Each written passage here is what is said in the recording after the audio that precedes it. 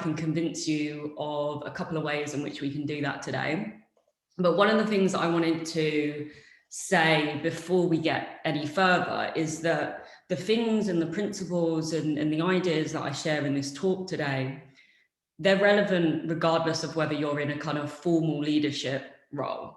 So, you know, if you're not managing a team, or you're just, you know, maybe you're just managing your own time, there's something in here that I think all of us can learn. And I think that leadership skills are really important regardless of where we are in our careers. So hopefully, I believe that there's something in here for everyone, and I hope you'll feel that too. Okay, so let's start off with a little intro. Hello, this is me, I'm Nat. I am passionate about lifetime learning, compassionate leadership, and inclusive cultures. And what I do as a day job is I help companies to come up with visions, strategies, cultures, and services that meet the needs of their customers. I've been in a leadership role for quite some time now. I think my first formal leadership role was when I was on a graduate scheme when I was 21, and I had to manage a operations team at a bank. So it's 20 people working on anti-money laundering, and it was terrifying. That's the only way to describe it. And since then, it's been an uphill but a positive journey, and it's much less frightening as a concept to me now. It's actually something that I find massively rewarding. So I'm hoping to share some of those reasons today. Okay, then let's get started. So I want to start with the belief that led me to create this talk, and that is that I believe that the way in which we think about leaders, and specifically the skills that make a great leader, need to change. I think when I thought about like traditional leadership and leadership styles, I would often think of a style that is authoritarian, controlling, and I think many times, especially in like on films and stuff like that, it could come across as quite aggressive. And I realized that doesn't feel like a good leader to me. That feels like a bad leader. Hence, I've put it under that category there. What I've started to understand, or believe I should say, is that good leaders are characterized by empathy and compassion, and they seek to empower people as opposed to controlling them. And so I want to say bye bad leadership. Also, I'm so glad that I've always wanted to use that flames transition. So it's great to bring that in. And I want to say hello to good leadership. And I believe that actually we can learn a lot from the design and the design practice that I do in my day job, and Paul does as well, about how to be like this. So that's going to be the main crux of my talk. And the reason that this is important is because the reality is pretty shocking. And I'm going to share some provocative stats now to prove this point, so buckle up. So first of all, a Gallup study found that 82% of managers aren't very good at leading people. 82%, that feels like such a massive number. And you know what's really scary is in this same study, when the executives and the managers were surveyed, they actually thought that they were doing drastically better. So the kind of differential there was huge. I'm going to try something now, and I don't know if this is going to work, so bear with me. But if this resonates with anyone, try the raise hand function. We'll see if that does anything. Paul and Alec, can you see any raised hands? Paul can. I can see 14, 16, 17, 18. Hold on, it's still going up. You know what? The raise hand function is actually quite exciting, because when you're the one that can see it, it fills your entire screen sometimes. It's pretty cool. Okay, so we've settled on 23. 23. Okay, so we're validating, partly validating this stat here. Thank you, Paul. And in a way, that previous stat isn't that surprising, because when we hear that 87% of managers and leaders wish that they'd had more training, that kind of starts to give a bit of a rationale as to why people might not be as good as what they expect. And let's try this again. So raise your hand if you wish you had more training before you went into a leadership position. It's going up quicker this time. It's gone up to 28. Perfect. Okay, so I'm with like-minded people here. That was certainly my experience when I was chucked into my first management position back at 21. I was in no way prepared for that level of responsibility. The sad reality of, or the impact, I should say, of this is that 1 in 2 employees leave a job to get away from a manager at some point in their career. I actually found this stat quite devastating. I don't know about you, but I just imagine that some of those people that have felt, that they had to leave to escape a manager, maybe they were in a job that they really loved. Maybe they were, they were doing what they wanted. They'd found their kind of purpose and their place, but they just had an insufferable manager that they had to leave. And I think that is a really sad reality to grapple with. But luckily, it doesn't have to be that way. And I have an idea. And my idea is that by understanding some of the core principles that underpin design and, the classic kind of design methodologies, that we can start to change these themes and these realities and move to a place that is much more positive for both those that are in those traditional management positions and those of us that are being led as well. So where to begin? I always think it's great to begin at the start. And I think before I go into all of these tools that are going to revolutionize the way we lead, I think it's really important for us to reflect on how we got to where we are today. And what I mean by that is how we got to traditional styles of leadership. So how did we get here? Well, I want to cast our mind back to the Industrial Revolution, and I've kind of just picked this phase because I was like, well, if I keep going back, this is going to become a history lesson, and we don't have time for that. So let's settle here. Back then, leadership looked a little bit like this: a suited and booted gentleman domineering over lowly workers. In this particular picture, they look like children, which is a bit worrying. The leadership styles were really characterized by control, aggression, fear, and often violence. And the staff were not looked after, and well-being was not something that was on the agenda at all. And so workers were pretty much there to make money. There was no kind of benefits or support or development or coaching. It was just do as the leader says, and if you don't, there'll be severe consequences.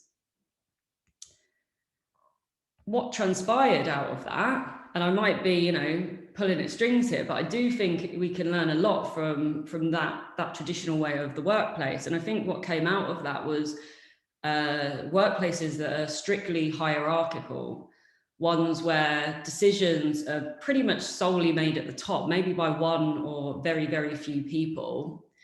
It often led to workplaces where they were so results driven, often at the expense of workers. Like, some of the expectations could be really unrealistic, and that would then cause harm to those that were meant to be delivering those results. And also it was, excessive control, micromanagement was certainly born out of these eras, command and control. And as a result of that, that creates cultures that are fear-led and you're very unlikely to step out of line or challenge or go against the status quo, which is so key for innovation. And it led to leaders like this. And I'm not going to say any more about this. I'm just going to let it sit. Thankfully, we don't have to be like them. And as I've mentioned a couple of times in this talk, I believe that design and design principles can teach us a better way. I do want to mention that design isn't a silver bullet. It's not, the golden thread that's going to solve everything. I think that it's important to acknowledge that the design industry itself has many issues. It's not very diverse, even to this day. It can be quite misguided in terms of, we're still getting AI, like designing AI that discriminate against women or other cultures. So it's certainly, I'm not saying that design is the be all and end all, but I do think that when we look at the good parts of the design and some of the really great principles that underpin the approach that we take, we can learn a lot that applies really well to leadership. So when we think about design, there are lots of principles, traits, skills that underpin what we do. And I think so many of them here, which you can see, apply to leadership really well. But today I just want to focus on 3 of them. And they are empathy, diversity, and prototyping. So let's get straight into it. Starting with empathy. So empathy is the ability to understand and share the feelings of another person. So in the design world, empathy traditionally happens at the very, very early stages. And at this stage, it's not about fixing or coming up with solutions. It's about listening intently and understanding the needs and experiences of others, with the intention that, later down the line, you can improve that experience. And I think that leadership is no different from that. I think that's where leadership should start. It's about understanding the needs of those in your team and adapting to get the best out of the people that you work with. And that's not just like a manager to teammate, that's like in your project teams as well. It's understanding how we can get the best out of the whole, out of the collective. And I think also with empathy comes vulnerability. So in design projects, we need to create an environment where our research participants feel comfortable to share authentically and honestly and really, hold nothing back, really. And I think that leadership is the same in a way, in that we need to create safety for our staff. And that's actually called psychological safety. So it's the ability to speak and act freely without fear of consequences. And interestingly, Google actually did a study where they did research around all of their teams, and they basically wanted to find out what differentiates their most high performing teams and the ones that aren't performing so well. And they found that the number 1 contributing factor was the presence of psychological safety. And I believe that is really built out of empathy. So how can you bring more empathy into your day-to-day working lives? Well, I've got 2 suggestions for you. The first is to introduce check-ins into your one-to-ones or into all of your meetings. So a check-in is something like asking everyone before you formally start the meeting to share what they're bringing into the meeting today. So if you asked me that today, I might have said, oh, well, I'm really excited because I'm speaking at TechFast for the first time and the first one of the year, and that is something that is really exciting to me. Or on the other hand, I might say, well, I'm a little bit stressed at the moment because we're renovating the house and this is the only box that is safe to be on a screen and everything else is chaos around me. So what you would get from that is you get an opportunity to know where my head is at, and you can kind of adapt the rest of the meeting to suit the needs of others. So for me, in my team in the past, I had planned like a really active and quite fun workshop, and I did a check-in at the start, and everyone was feeling quite deflated. They'd had hard weeks with their projects, and so I knew actually this fun and crazy workshop plan isn't going to be the best. We're going to take a gentler approach, and that was really key for me to know that, because that made the meeting go a lot better. Also, as a leader, if you know that someone sounded like they were really stressed at the start of the meeting, you know that you can follow up with them later and check in to see if everything's okay. And I think that this is more important in this kind of remote setting than ever before. Finally, I think changing the questions that we ask each other is a really, really key way to improve empathy and trust in your teams. So rather than saying, how's it going? How are you? How's the project? Like the kind of bog standard questions, we can ask things like this. What's getting better? What's getting worse? And most importantly, really, how does that make you feel? And I'll give you a bonus statement. If you really want to push it and push the empathy and the trust, say, tell me more. People will always go deeper the second, third, fourth time you ask them. So that's a little bonus tip there. So that's empathy. The next principle that I want to share with you is diversity. And diversity is defined as the fact of many different types of things or people being included in something. Now, in a design project, this really means being inclusive and representative of those who we're designing for, so the customers. But it also means diversity of thought. So when we're doing creative sessions and we're coming up with ideas and we're brainstorming, it's really important for us to bring diversity of skills, experience, backgrounds into the creative space, so that we know that we aren't biased in the ideas and solutions that we're coming up with. And I think the great leaders that I know do this when they approach coaching and development. And so they kind of bring in different people and different, inspiration to be able to develop and come up with a coaching plan for the individual that they're working with. And I think that makes perfect sense, because the kind of traditional expectation that one person, so the manager, can fulfill and facilitate all of the aspirations of another individual, I just think is quite unrealistic, and it's quite narrow-minded in a way. So, how can we co-create coaching plans and development plans for people and ourselves?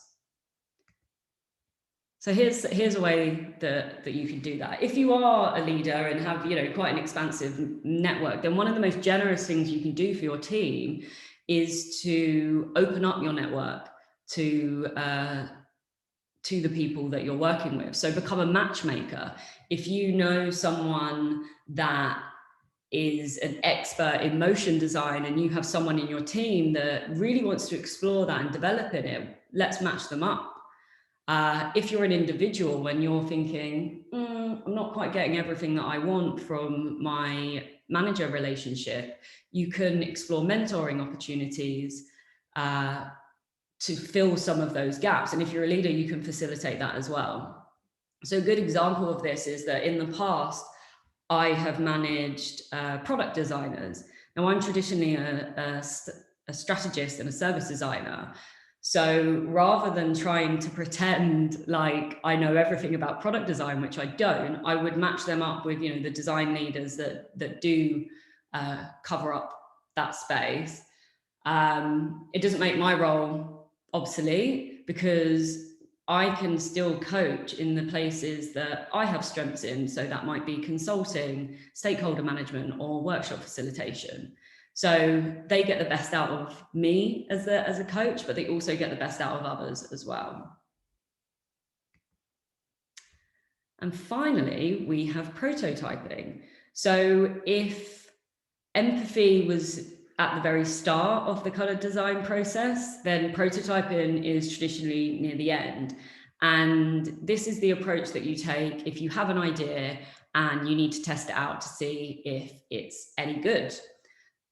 And it's pretty much the bog standard way in which you come up with products and services these days. So that's very much what we do in BJSS and Spark. We rapidly prototype to try things out and see what works. And then we know when we go into the later stages of development that we're actually developing the right solution to the right problem.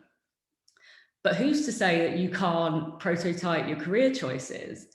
If you think about it, so many of us ruminate over different career options and different career paths. And, you know, we can lose lots of sleepless nights as a result of thinking over these big decisions. But what if we could limit the risk and we could actually explore a little bit and experiment and prototype these career choices that are going around in our heads? And I think as leaders, we can encourage people to experiment and create the space and the environment to do that safely. So again, here are some of my suggestions for embedding prototyping into our ways of working. So a really good trick is to find the smallest, simplest action to test out a goal and then go and do it. So this could be shadowing someone in the area that you're interested in for a day. It could be joining a community or a meetup or a network that focuses on those areas. It could be as simple as a conversation. It really doesn't have to be, you know, a really big activity. But the key thing is to try it and then take time to reflect on what you've learned, iterate, make changes, do the next kind of trial and experiment and repeat. And keep doing that until you have the clarity of the direction that you're going in. And linked to this, I wanted to share a quote, which is from the book called Designing Your Life by Bill Burnett and Dave Evans of Stanford Design School. And they are huge proponents of prototyping your life. And they say that the simplest and easiest form of prototyping is a conversation. And I love that, because when you think about it like that, we can all have conversations. We're having a conversation now. I mean, it's very one-sided at the moment, but it's still a bit of a conversation. So, you know, that's a great place to start when we want to try out new ideas. So where does that leave us? So I believe by employing empathy, diversity, and prototyping into our leadership practice and our workplace practice, that we will start to see new leadership styles emerging. One that's truly empathetic and listens to the needs of people. One that allows for distributed decision-making. So there's more trust and autonomy and shared responsibility across the teams that we work in. And this is so important when we think about the global scale of organizations these days. One that's driven by real experience and the needs and the pain points of the people that we're leading. And finally, one that's empowering and one that's led by hope, purpose, belief, and passion. This is the type of leadership style that makes me really excited. And I strongly believe that we're starting to see these types of leadership styles come through. And these are the type of leaders that I look to inspire me. I'm sure I don't need to name them, but I will. But we've got Jacinda Arden, the New Zealand president, whose response to the pandemic last year has been truly admirable. They don't have COVID anymore. That's all we have to say. But if you don't know much about Jacinda, her whole kind of leadership style, and she talks about this very openly, is based on compassion. And she often says that if I can't be compassionate and strong at the same time, then there's something wrong with the definition of strength. And I think that's really incredible. You obviously have Barack Obama, who has this ability to kind of command a room, but also share such care and compassion with the people that he interacts with. And then AOC, the New York State Senator, who has shown what it looks like to be the voice of the people in politics. It's truly inspiring. And these are the leaders who give me hope. They're the leaders that I want to see more of. And they're the leaders that I hope that I will be like when I grow up. So, in summary, I believe that we can learn a hell of a lot from some of the key design principles, and that can enable us to create and be great leaders, both now and in the future.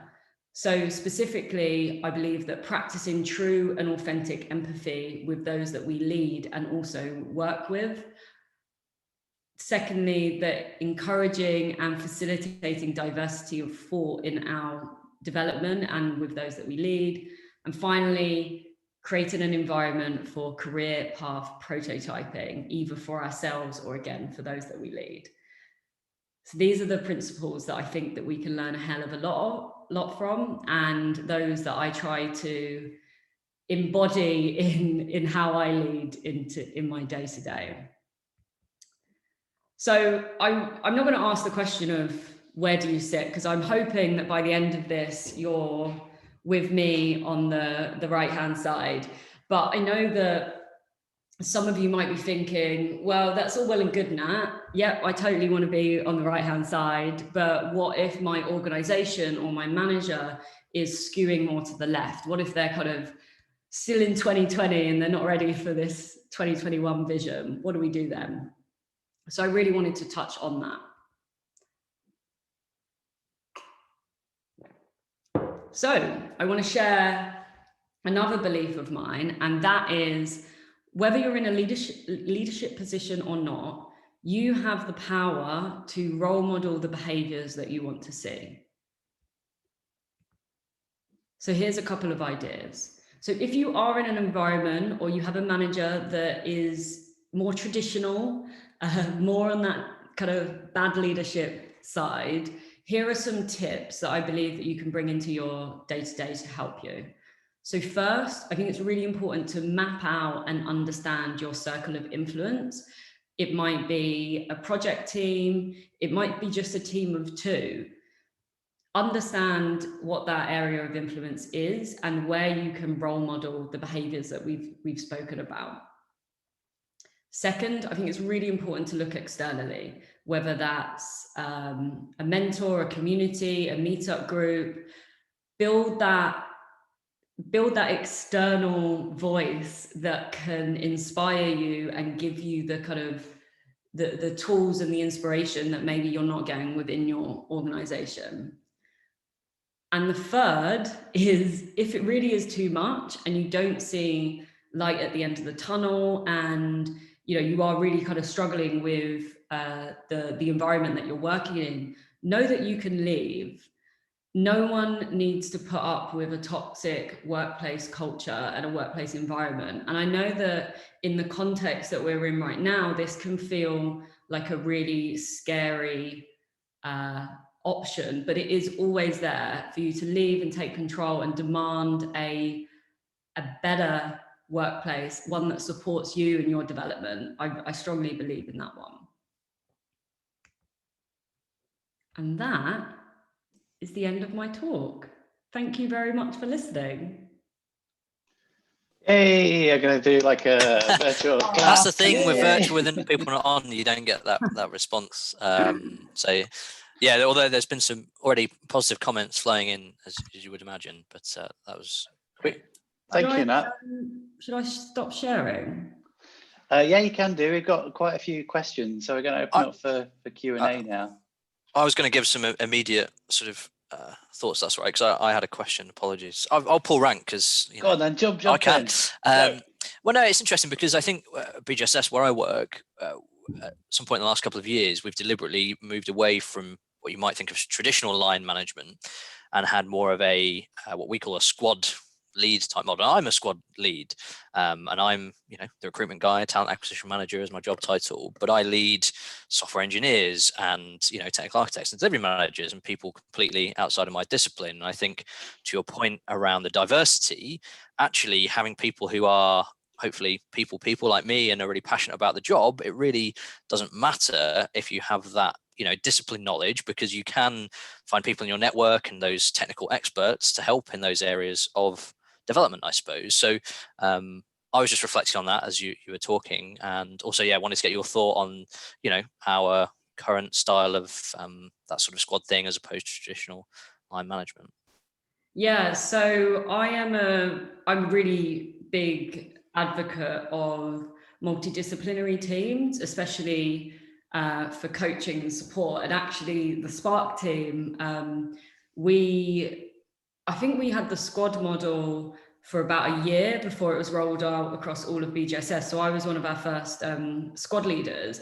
And at first it was massively daunting. And I'm sure you might have experienced that as well, where you're like, I don't know about this thing. How can I manage these people? But I actually think that it made me a better leader because I had to listen a lot more. I couldn't take things for granted. It made me do more research about different disciplines that are inherently linked to my design practice and the wider development cycle than maybe I would have if I was just managing people that had the same experience as me. So I think the squad model, so if anyone doesn't know what the squad model is, what it is for us at Spark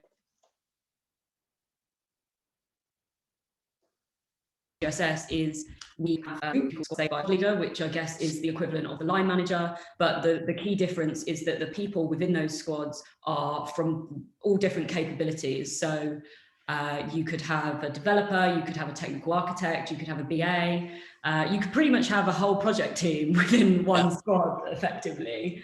But the squad lead might be a BA, for example. So they would then be coaching a really broad group. And I think my experience of that has been really positive. I think that it takes a level of maturity to say, okay, well, my role as a leader, as a squad leader, isn't to know all of the answers. It's to ask the right questions and to navigate and help facilitate getting to the answers. And I think it's vulnerable for the squad lead as well as the individual, but I think the reward off the back of it is really positive. Yeah, no, that makes sense. I think, hopefully we are seeing that reward, and we'll continue to. Sorry, I've taken up too much time, Paul. We'll go to our more important audience. So we are going to try and turn some people on so we can get other people to join the conversation. So Jess White has got a question. Jess, you should be allowed to talk. Oh my God. Wow. You want to ask? Hi, Jess. Hey, I was wondering if you had any recommendations for places to get leadership training or find out about it? Yes, I do. I have lots. I'll share some afterwards as well. So the first thing that I would recommend is a leadership training app called Stride. So the reason I'd recommend this is because it's completely free. And you can do some personality tests and find out what type of leader you naturally are. And then they host fortnightly talks based on leadership and leadership skills, but also they have little modules within the app to be able to improve your leadership skills. And again, their whole ethos is democratizing leadership. So it's not about you being in a management position. They actually encourage people to start as early as possible. So that's a really great one. I am a massive reader. I try to read like a couple of books a month. So I really like to read leadership books and culture books. And some of my favorites are Dare to Lead by Brené Brown. That's incredible. I'm going to reread that soon, actually. The Culture Code by Daniel Coyle, I think. And a bit of a left field one. This one isn't about leadership, but I've just this second finished it. It's called The Art of Gathering by Priya Parker. And the reason I'm going to suggest that one is because leadership is very much about facilitation and bringing groups together. And this book is all about that. So that is my new leadership kind of wild card. Thank you very much. That's really useful. Also, I also love podcasts. So HBR, Ideacast, Creative Confidence, IDOU, and Squiggly Careers by Amazing If, a free amazing podcast for leadership as well. Great, thank you. I think Brené Brown, but I think you gave me a copy of one of hers for Christmas, which has been really interesting read so far. And I think there was a really good interview with, was it her and Barack Obama, or was it? Oh my God, it's so good. Yes. Yeah, I think Claire Duckett reminded me as well. So Brené Brown and Obama talk on leadership, family, and service is inspirational, and it is brilliant, really good. That's a really great podcast. I love that one. So we've got a question from Zoe. So again, let's see if we can get the audio to work. Zoe, you should now be able to speak. Would you like to ask your question? Oh, I wasn't prepared to talk. Hang on, I've got to go back to my question. It's at the top, it's moved. I wanted to know how, because psychological safety is really important. I wanted to know how a manager can find out that people feel safe, because by asking, if somebody's not feeling safe, they're still likely to go, yes. So how do you find that out? I mean, you know when you're being managed, whether you feel safe. How do you tell your manager the other way? How do you tell them when you don't feel safe without causing some grief? Yeah, that's such a good question. Thank you, Zoe. That's a really great question. So how do you, I guess there's two parts to the question there. It's how do you assess whether you have, or the level of psychological safety, and then how do you let someone know when it's not there? Is that a fair summary? Yes, I mean, I added to it because as I was talking it through, because I think when I talk, so you made me talk, so I thought it through a bit more. It works both ways, doesn't it? How do we communicate both ways when we don't feel psychologically safe? Because when we do, I think we feel safe to say, this is great, I love this working environment. But it's when it doesn't work. There's no real safe way to tell people it doesn't work.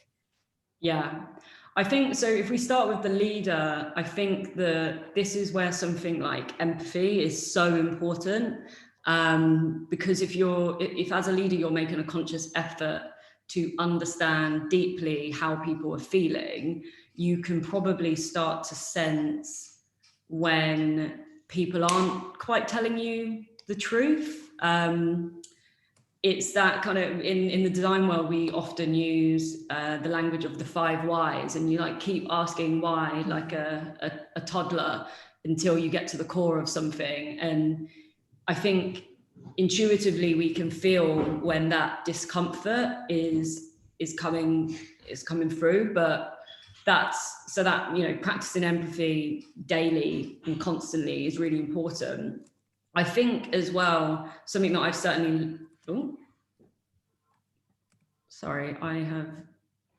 just, my Zoom just went off my screen. So the second thing is something that I've learned in the last year is the value of creating employee surveys, but not your kind of like bog standard, here's a random survey, just go and fill it out. In Spark, we have done a number of different surveys that are aiming to test very specific parts of our business. So one of them was well-being, and we designed an entire survey that really dug in deep to what this meant, or what that looked like in our team. And I think that doing that, you can do it on Typeform. It's really, really a really useful tool because it helps you with the analysis. Doing that and letting people know that it is truly anonymous and the reason why we're doing this. So we want to create psychological safety in our teams. This will be better for everyone but we need to understand where we are today. So I think that you know, the marrying the two of like, the empathy will tell you, if you give you a gut feel if you have the problem, the survey will tell you the root cause, the kind of cause and the impact. And then finally, if you're in the team and you're feeling that way, I think there are a number of different routes. Like my go-to is have the courage to have the conversation. Obviously it's difficult because sometimes there can be kind of, you know, personalities and emotions involved. But sometimes what can help us have these conversations is, like, say you found the Google study that says psychological safety is the #1 contributor for high performing teams. What if you had a conversation with your boss where you said, oh, I read this really interesting article about psychological safety. I wonder what that's like in our team. Now, you might know that it's rubbish, but it's kind of a non-aggressive way of opening up that conversation. And maybe you suggest, hey, why don't we bring this into our next all hands, our team meeting, and have a chat about it? So it's kind of like easing that in, using objective insights to help you do that. Sorry, that was quite long-winded. It was a tough question. Thank you. It was a tough question. Yeah. It's a great question. I really enjoyed it, and I'm like you, Zoe. I kind of think whilst I talk, so you probably saw that coming through. Thanks, Zoe, for that question. We've got time for a couple more. We've got a good question from Paul. So, Paul, be prepared to talk. I thought you were talking about yourself in third person again, Paul. There are more than one Paul. Morning, Hi. Paul. Morning, you all right, everyone? Hi, Paul. Yeah. Hi. Great talk, Nat. Really enjoyed that. Really insightful. One challenge is, how do you get bad leaders to see that they're performing in the wrong way and are bad leaders, and get them to adapt and change their style? This is such a great question, Paul. I love it. I love it because it's like a bit dramatic, isn't it? It's like, ooh, who's that person? I think that a great way to approach this is similar, actually, to part of my last answer. So leadership is a skill that everyone should learn and invest in. So an instant idea that came to mind is, well, what if the team wanted to develop their leadership skills, but in the interest of creating, you know, collective empathy and collective growth, what if the entire team, including the manager, went on that training or explored that? And then it's doing it in a collective way that everyone benefits. Having said that, and I'm going to kind of contradict myself here, I do think that we need to aspire to living in workplaces where feedback and critical feedback is encouraged, and we're enabled to do that. And it's bloody hard when that's not the culture that you're working in, but yeah, through the kind of pain of and the awkwardness, these kind of the concept of giving critical feedback can be normalized. So first and foremost, obviously see if you can do something as a collective, but ultimately the thing that's going to be most powerful is giving direct feedback. And maybe there's a training course for that. I definitely want to go on more training courses about giving difficult feedback. So those are some of my initial thoughts. Great, yeah. Courageous conversations, they're the things that we need. Yeah. Constructively courageous, though. Yes. So we've got a few more comments. Julie says that she's teaching leadership at the minute, and Dare to Lead is a key text. Alan has asked, was that the Squiggly Careers podcast? Yes, it was.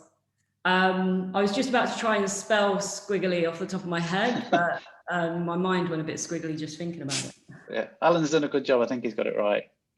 The Amazing If ladies who run the Squiggly Careers podcast, they also have a book under the same name, which is really, really great. I'd recommend that as well. Great. Okay, so we're just about coming up to 9 o'clock. That's been a fantastic session. Thanks so much, Nat. I really, really appreciate it. Thank you for having me. I really got lots of things to take away and try and experiment with. And thank you everybody else for turning up. Some really great questions there. We got Carl Jeffries next week, Professor of Creativity next month. Not next, yeah. It's too early, not enough caffeine. Getting all these dates wrong today, aren't I? But Carl's with us next month to talk about creative resilience, and I hope you can join us then. In the meantime, stay safe and look after each other. Great day, everyone.